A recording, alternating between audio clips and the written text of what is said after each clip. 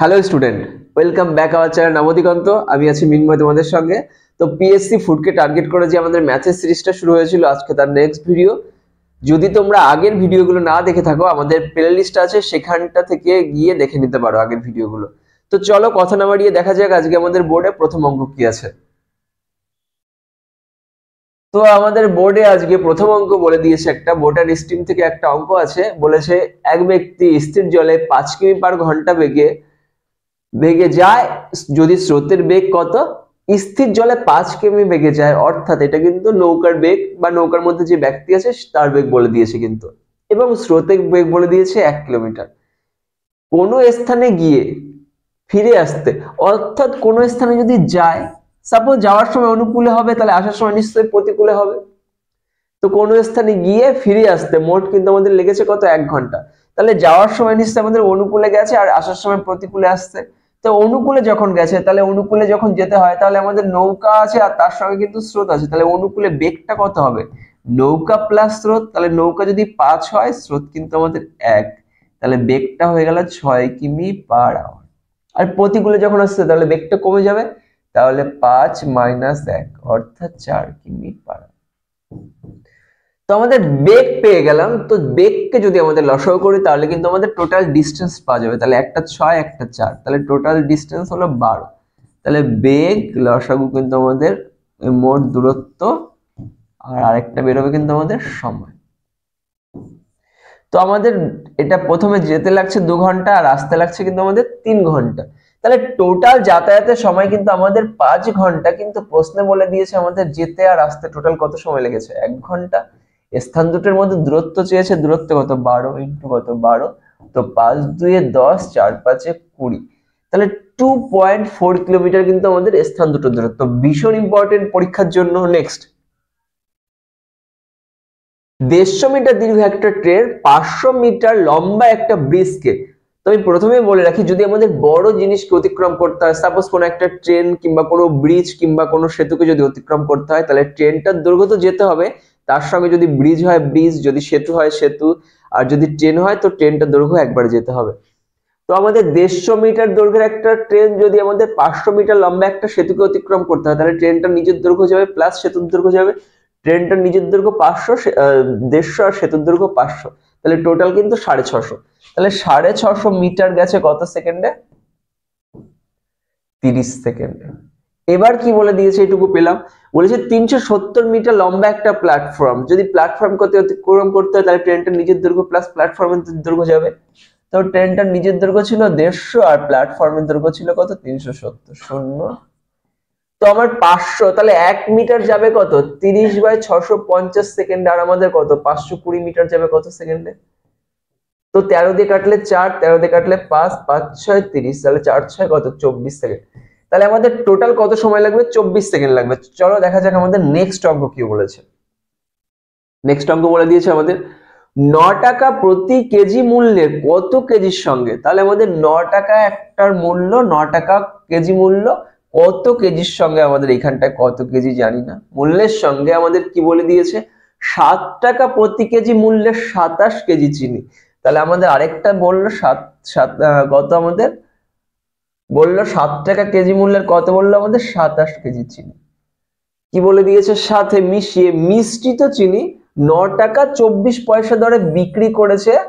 প্রতি কেজি দরে বিক্রি করলে আমাদের 10% লাভ হয়েছে। তো এইখানটায় কেনার দাম, এইখানে কেনা দাম, কিন্তু 9 টাকা 24 পয়সা, এটা নিশ্চয়ই কি বিক্রিত দাম। তো আমাদের 10% লাভ কথার অর্থ কি, 100 আর কত, আমাদের 110।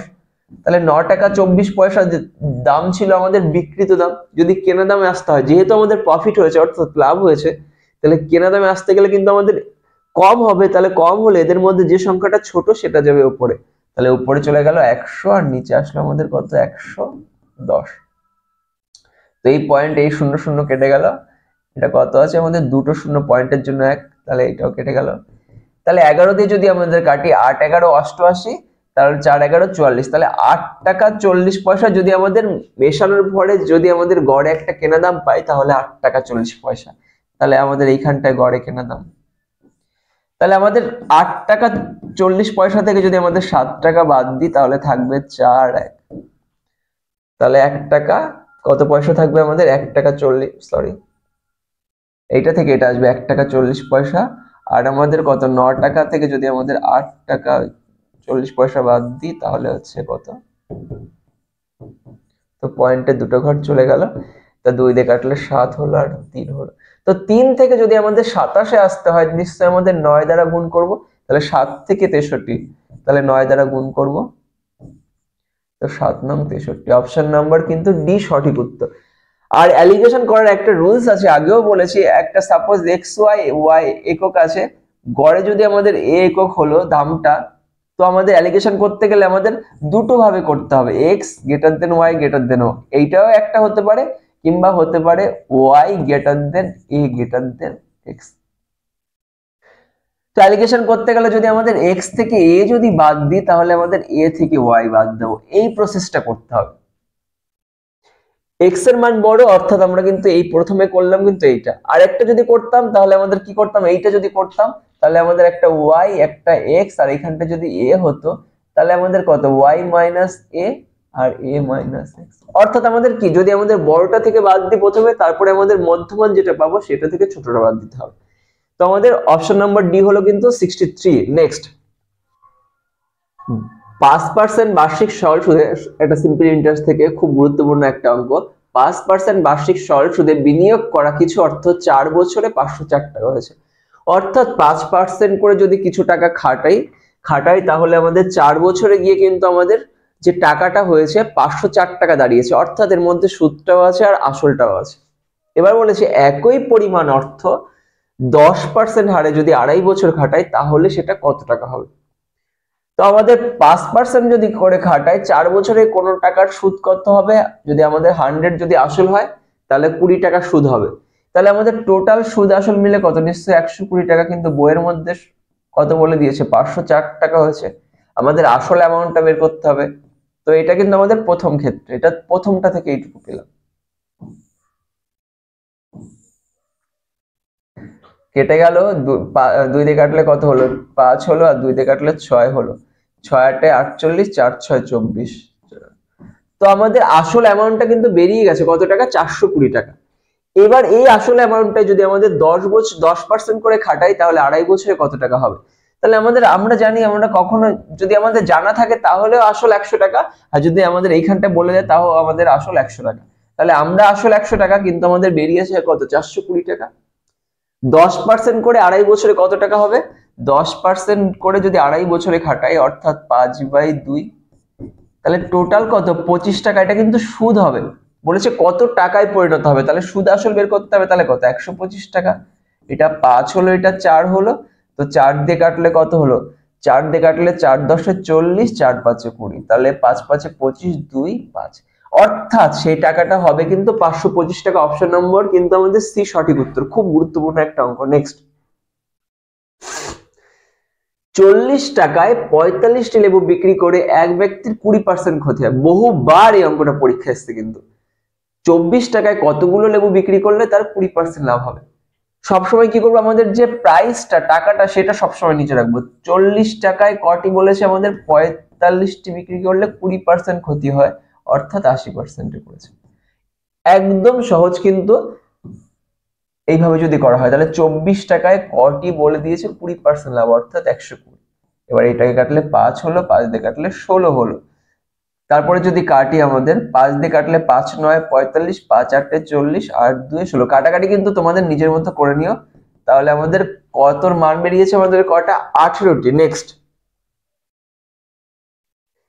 দৈনিক যদি বলেছে 18টি পাম্প দৈনিক 7 ঘন্টা চলে তাহলে 10 দিনে 2170 টন জল তুলতে পারে। তাহলে 16টি পাম্প যদি দৈনিক 9 ঘন্টা করে চলে তাহলে 1736 টন জল কত দিনে তুলতে পারবে। তাহলে এটা করতে গেলে কি করবো, আমরা সবসময় কাজের যে পরিমাণটা সেটা নিচে রাখবো, আর বাদ বাকি ঐকিক নিয়মের অঙ্ক এটা, আর বাদ বাকি কিন্তু প্রত্যেকটা জিনিস উপরে থাকবে। তাহলে 18টি পাম্প 7 ঘন্টা কাজ করলে 10 দিনে কত আমাদের যে জল তোলা সেটাই কিন্তু কাজ, 2170 টন জল তুলতে পারে।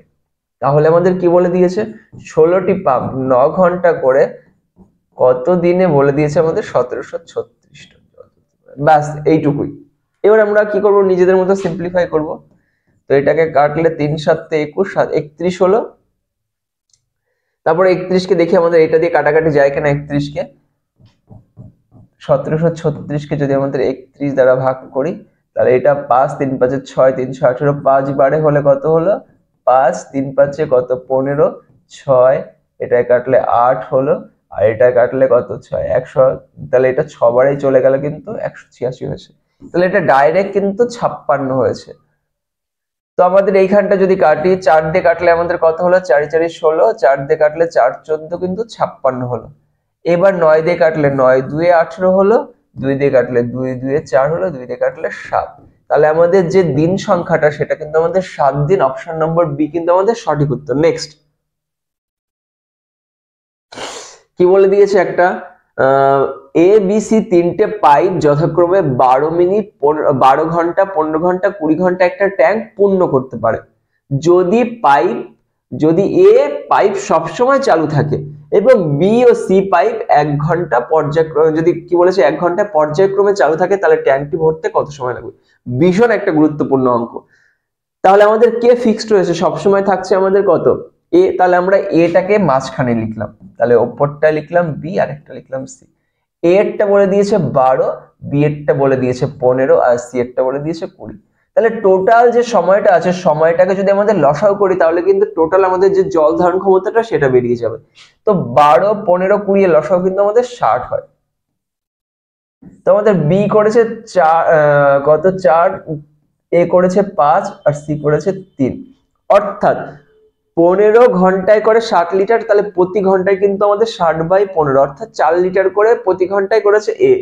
বি এ করেছে 5 লিটার করে আর সি করেছে কত 3 লিটার করে। এবার কি বলে দিয়েছে 1 ঘন্টার কথা বলে দিয়েছে। তাহলে প্রথমে যখন এরা গেছে তখনও কিন্তু 1 ঘন্টায় করলো কিন্তু আমাদের 9 লিটার। তারপরে এরা যখন গেছে 1 ঘন্টায় করছে কিন্তু কত লিটার আমাদের, অর্থাৎ প্রথম ঘন্টা এরা কিন্তু দ্বিতীয় ঘন্টায় করছে কত লিটার করছে আমাদের 8 লিটার। তাহলে 2 ঘন্টায় হলো কিন্তু আমাদের 17 লিটার। আমাদের টোটাল যে চৌবাচ্চা তার মধ্যে কিন্তু আমাদের জল ধারণ ক্ষমতা কিন্তু আমাদের 60 লিটার। তাহলে 2 ঘন্টা যদি 17 লিটার হয় তাহলে আমাদের 17 ঘর যদি নামটা পড়া হয় তাহলে আমাদের 3 বারে যদি হয় অর্থাৎ 6 ঘন্টায় কিন্তু হবে কিন্তু আমাদের 51 লিটার।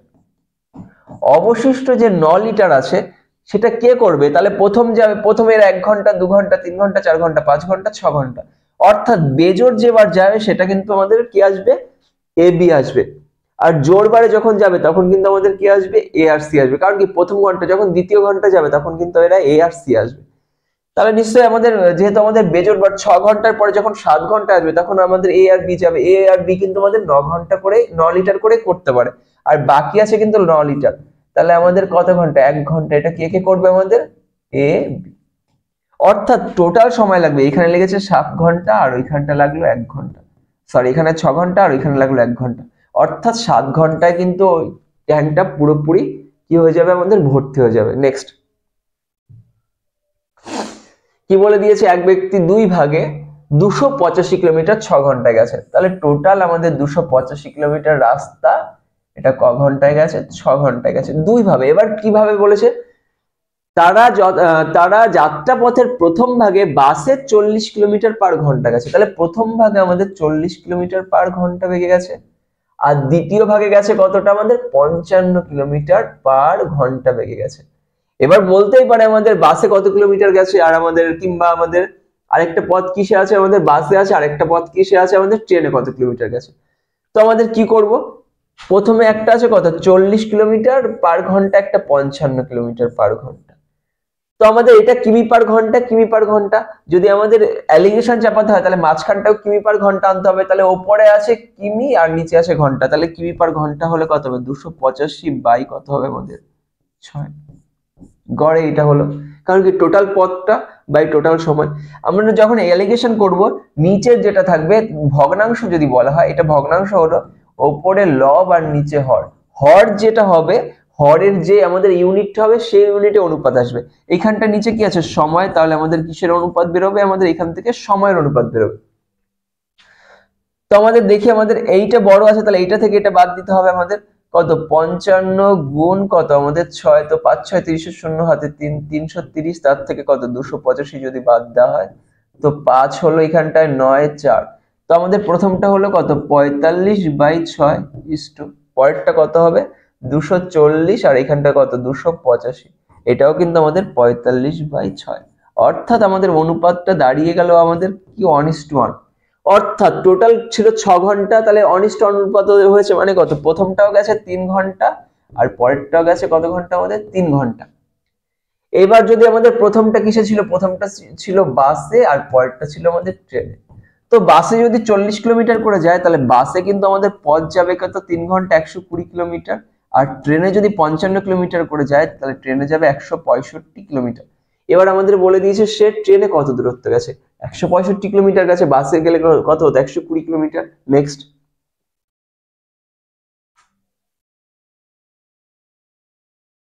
কি বলে দিয়েছে আমাদের এখানটায়, খুব ইম্পর্টেন্ট নাম্বার সিস্টেম থেকে এই অঙ্কগুলো কিন্তু বারবার পরীক্ষা আসছে আমাদের। 7x 7 9 2 5 1 y 8, একটা দুটো তিনটে চারটে পাঁচটা ছটা সাতটা আটটা 9 অঙ্ক বিশিষ্ট একটা সংখ্যা 36 দ্বারা বিভাজ্য 36। 36 যদি আমাদের পরস্পর মৌলিক সংখ্যা আকারে নিই তখন 4 আর 9।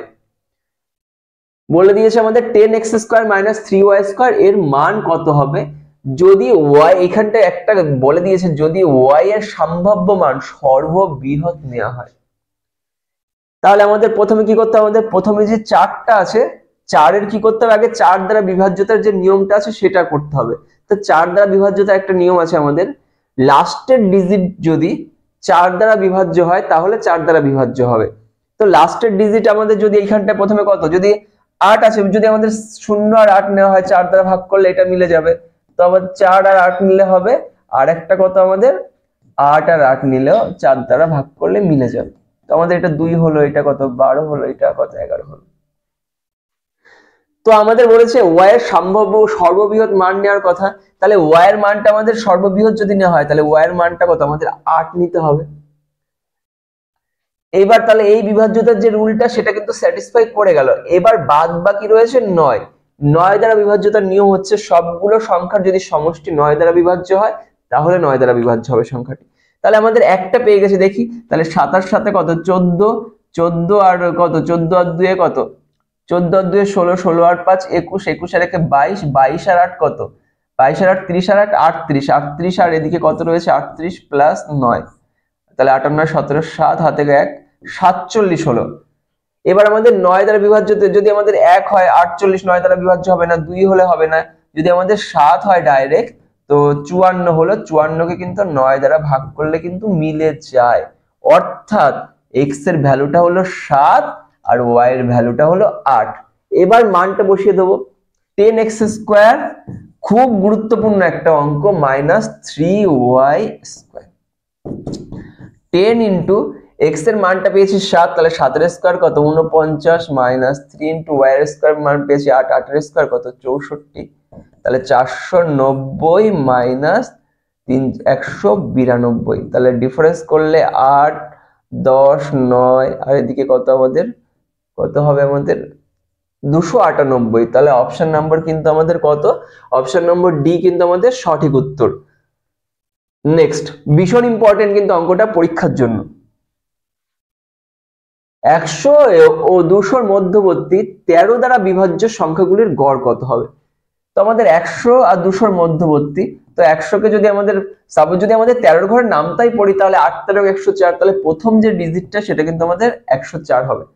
200 এর মাঝখানে যদি রাখতে হয় তাহলে 13 কে যদি আমাদের ভাগ করি 13 একে কত 13, তারপরে কত হচ্ছে আমাদের 7 70, 5 13 কত 65, অর্থাৎ 13 আর 15 যদি গুণ করা হয় তাহলে লাস্ট যে ডিজিটটা 195, মাঝখানে কত হবে 117, এরকম করে আস্তে আস্তে হবে।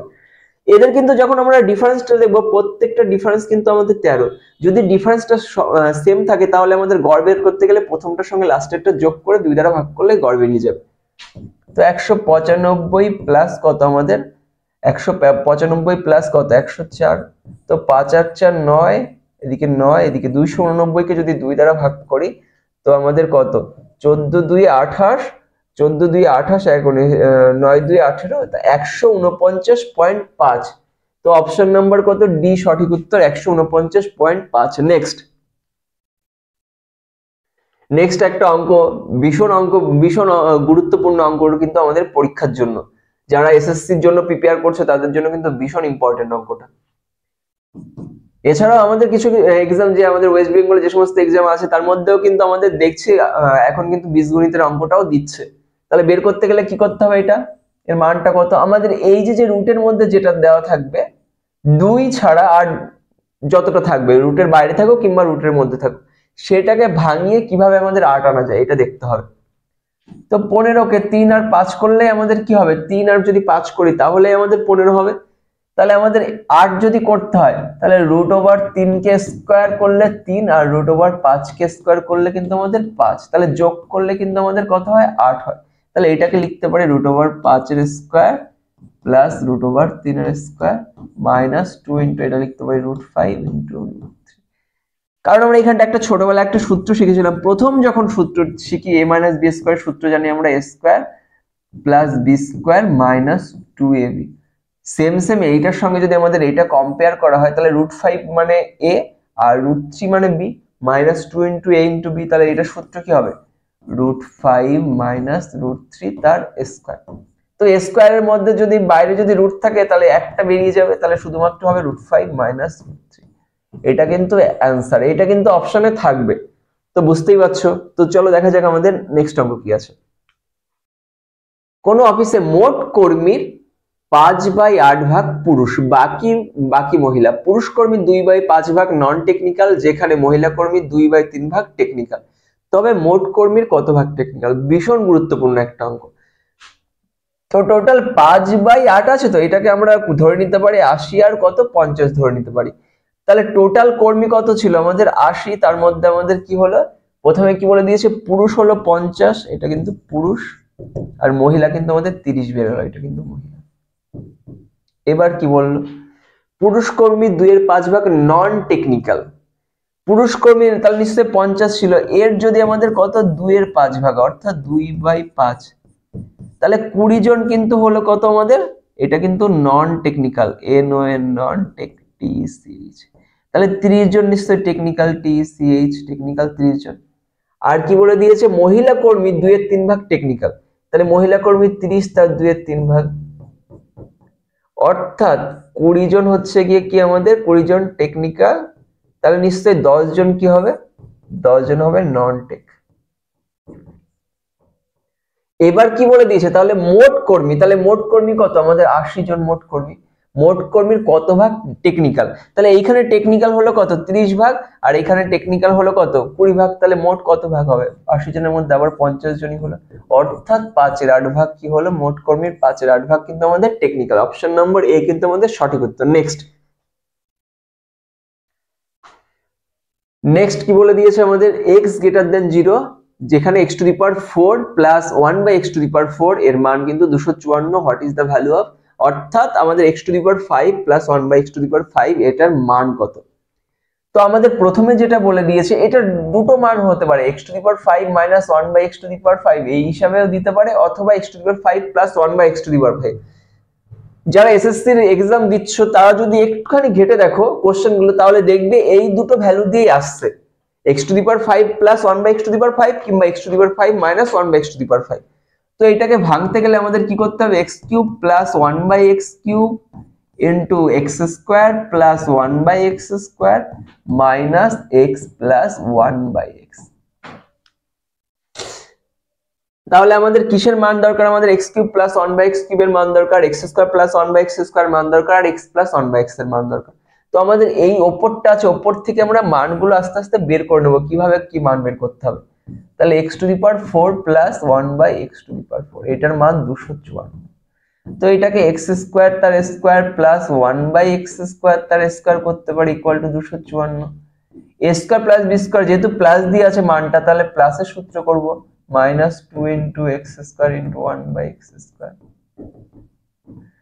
তো 254 ওই পাশে 2 যদি যায় 256, অর্থাৎ x² প্লাস 1/x² এর মানটা হলো কিন্তু 256 রুট, অর্থাৎ কত হলো আমাদের মানটা হলো 16। অর্থাৎ এক একটা ধাপ যদি আমাদের 4 থেকে যদি 2 আসে, এক একটা ধাপ যদি হয় তাহলে 2 যোগ করে কিন্তু আমাদের রুট করছে, তাহলে আমাদের x প্লাস 1/x এর মানটা কত হবে? তাহলে 16 সঙ্গে 2 যোগ করলে 18 কে রুট করব, অর্থাৎ 3√2। এটুকু হলো। আমাদের এখনো কিন্তু একটা মান বেরিয়েছে আর একটা মান, দুটো মান বেরিয়েছে। আমাদের দরকার এখনো x³ প্লাস 1/x³। তো x³ প্লাস 1/x³ এর মান বের করতে গেলে x প্লাস 1/x তার cube minus 3 × x × 1/x × x plus 1/x। এটুকু হলো x² plus 1/x² minus x plus 1/x। তো আমাদের x প্লাস 1/x এর মান বেরিয়েছে কত? 3√2 তার কিউব মাইনাস 3 ইন্টু কত? 3√2। এইটুকু হলো। x² প্লাস 1/x² মান বেরিয়েছে 16 into 16 minus x plus 1/x এর মান কত বেরিয়েছে? 3√2। তাহলে আলটিমেট 3√2 কে যদি আমাদের 3 বার গুণ করা হয়, 3 3 9, 3 9 27, 27 গুণ দুটো √2 মানে একটা 2 ইন্টু √2, অর্থাৎ 27 2 এ 54√2। তাহলে আমাদের এটা হলো কত? 54√2। তার থেকে কত বাদ? 9√2 বাদ। 54√2 থেকে যদি আমাদের 9√2 বাদ দিই, তাহলে √2 থাকবে 9 কত? 5 হলো 45। তাহলে আমাদের এইটা কত হলো? 45√2 তার সঙ্গে কত? 16 গুণ মাইনাস 3√2। তো 45 এর সঙ্গে যদি আমাদের 16 গুণ করি, তো 5 16 80 শূন্য হাতে আমাদের 8, 4 16 64 আর 8 72। তাহলে 720√2 তার থেকে 3√2, তাহলে 717√2। এটা কিন্তু 17√2 দেখতেই পাচ্ছ, ভীষণ ইম্পর্টেন্ট। আর আরেকটা কথা বলার আছে, এইখানটা যদি মাইনাসের মান থাকে তাহলে আমরা ভাঙবো x³ minus 1/x³ into x² plus 1/x² minus x minus 1। যদি আমরা আস্তে আস্তে কিন্তু এই অঙ্কগুলো পেয়ে যাব। তো ক্লাসটি কেমন লাগলো অবশ্যই কমেন্টে জানাবে। যদি ভালো লাগে তাহলে অবশ্যই আমাদের চ্যানেলকে সাবস্ক্রাইব করবে এবং বন্ধুদের মধ্যে শেয়ার করবে। তো চলো দেখা হচ্ছে নেক্সট ভিডিওতে কিছু গুরুত্বপূর্ণ অঙ্ক নিয়ে।